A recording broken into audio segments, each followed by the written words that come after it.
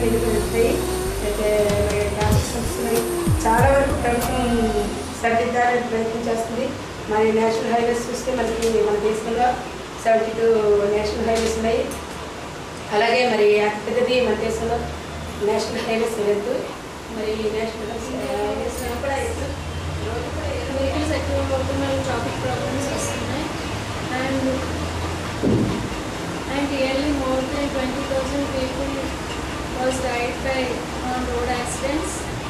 So husband is not a proper person అలాంటప్పుడు ఇండిపెండెంట్గా working women అయి ఉండాలి.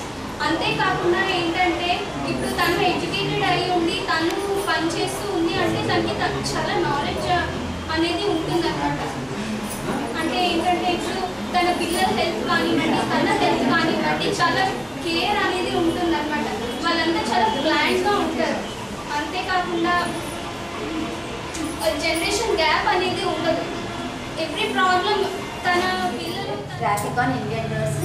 ఎందుకంటే ప్రతి ఒక్కరు బండ్లు అన్నీ కొనేసుకోవడం ద్వారా ప్రతి ఒక్కరు మనకు అటువంటి ద్వారా మనకి యాక్సిడెంట్లు అన్నీ అవడం జరుగుతుంది. కనుక గవర్నమెంట్ కూడా కొన్ని రూల్స్ అనేది ప్రజలకి పాటించాలన్నమాట. ఏంటంటే గవర్నమెంట్ కొన్ని రూల్స్ పాటించినప్పుడు ప్రజలు దాని ప్రకారంగా అనుసరించడానికి ట్రై చేస్తారు.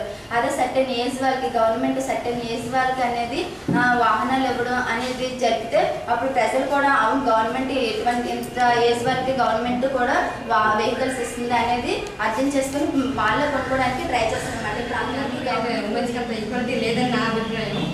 నాకు తెలిసి ఎక్కడ